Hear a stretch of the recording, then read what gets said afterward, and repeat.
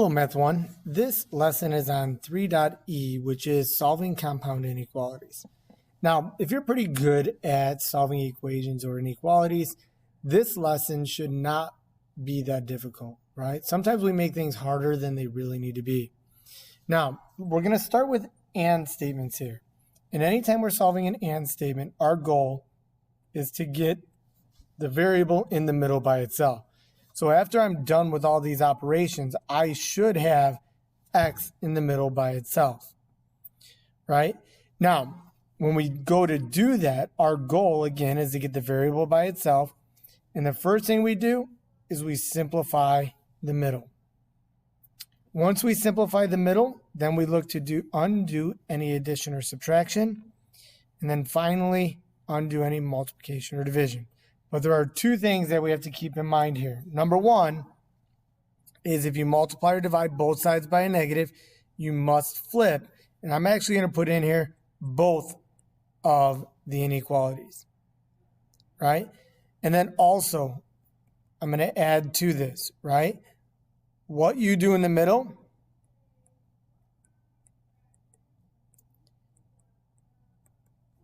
you must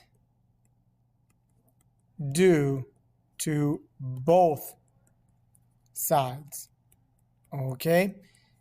So that's another thing we have to keep in mind here is what you do in the middle is what we do to both sides.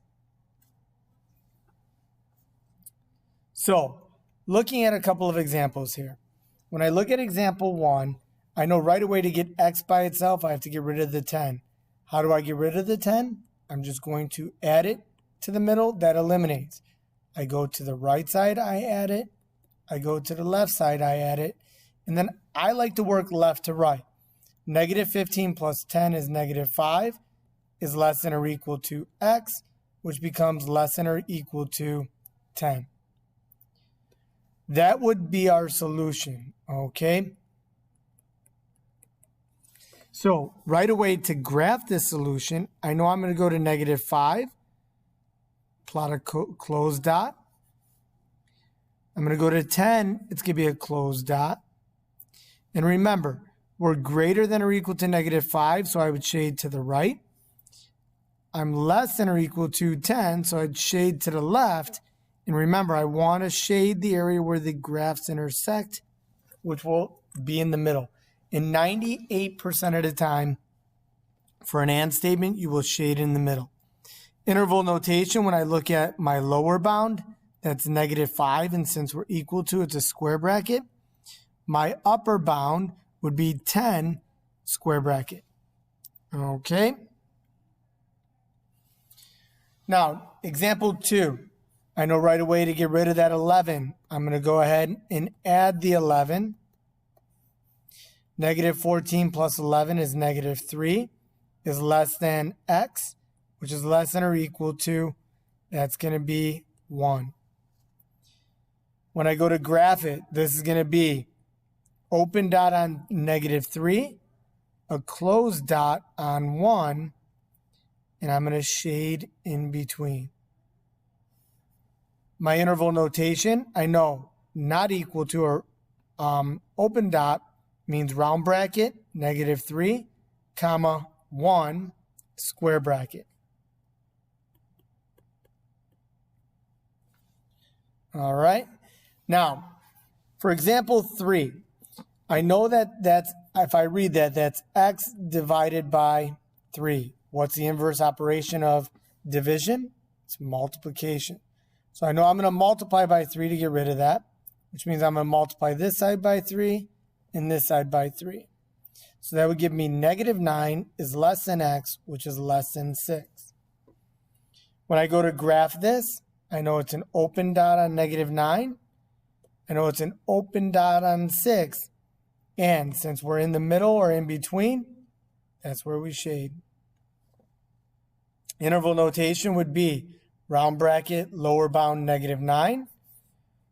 Upper bound, 6, round bracket, because we're not equal to. Now, for number 4, this is where it gets a little tricky. I have to get rid of the negative 2. And if I read that, it's negative 2 times x. So to undo multiplication, I know I'm going to divide. So I divide everything by -2, and that gives me 4. Now, when I divide by a negative, what do I have to keep in mind? I have to keep in mind that I have to flip the inequalities.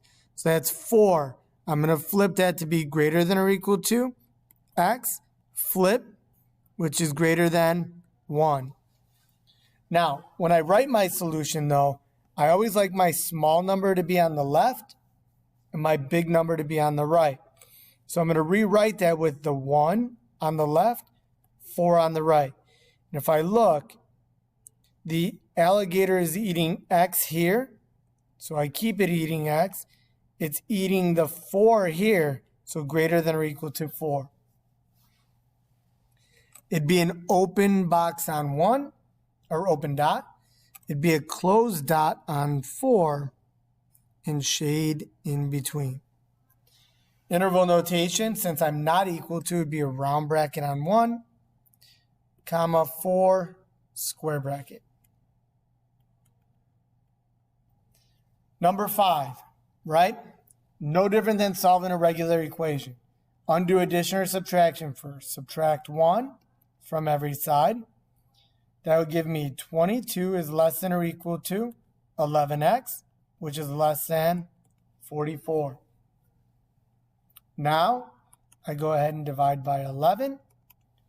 That's going to give me 2 is less than or equal to x, which is less than 4. I know I'm going to have a closed dot on 2, an open dot on 4, and since it's an and statement, I shade in between. This is going to be a square bracket because it's a closed dot, so it'd be 2. And then an open dot means a round bracket on 4. So my interval notation, square bracket 2, comma 4, round bracket. Now, number 6. Right away, again, I undo addition or subtraction first. So I add 5 here. That's going to give me -12 is less than or equal to -3x, which is less than or equal to 21. Now, to undo multiplication, I divide. But because I'm dividing by a negative, remember, I have to flip these. So that would give me 4. Flip is greater than or equal to x, which is greater than or equal to -7. When I rewrite this the proper way, x is in the middle, my smaller number's on the left, my bigger number's on the right, and I basically flip those inequalities.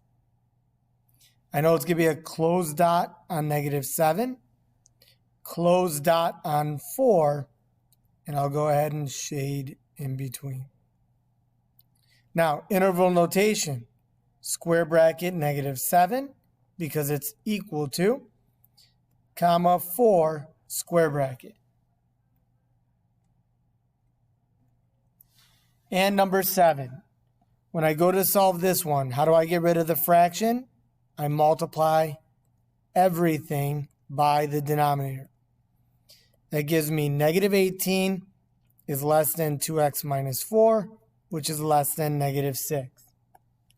Now it's an easy inequality to solve. Add 4 to both sides. That gives me -14 is less than 2x, which is less than -2. Now I can go ahead and divide everything by 2. And -7 is less than x, which is less than -1. When I go to graph that solution, open dot on -7, open dot on -1, shade in between.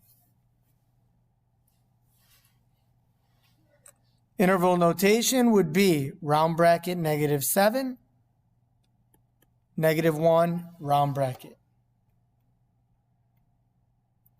Now, when we go to solve OR statements, all you're basically doing is solving each inequality independently. So if you look at every OR statement has 2 inequalities. And all you're going to do is solve those independently. So if I solve the yellow one, I would solve it by adding 4 to both sides. X is less than -2.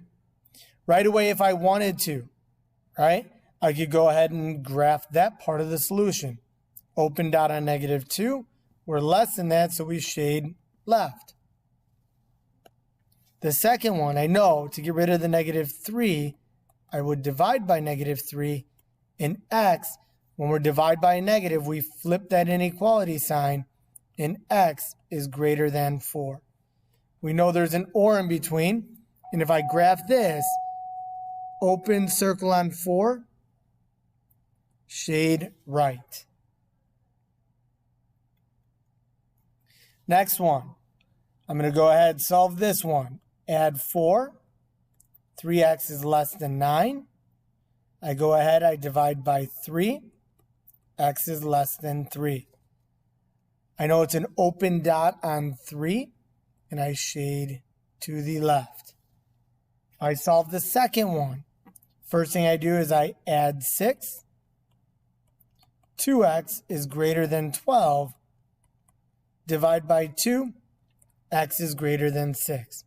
So this here with an or in the middle would be my solution. And now if I graph the second part, open dot on 6, shade to the right. And finally, the last one. I know right away I would subtract the 3. I have to remember to bring down -4r is less than -8. How do I get rid of the -4? I divide since it's linked by multiplication. R is less than 2. So open dot on 2, shade to the left. Now the next one, all I would do is add the 2. That would give me R is less than or equal to -4. So it would be or R is less than or equal to -4. Now, where this one gets a little tricky on the graph is, remember, if I look at this, it could be either or. You don't have to satisfy both. So technically, the graph would just be an open dot here and shade to the left. So interval notation here really would be -infinity, comma, right, 2, round bracket. This happens very little, but we do have to pay attention to it. Go ahead, do the student practice, and let me know if you have any questions. Thank you.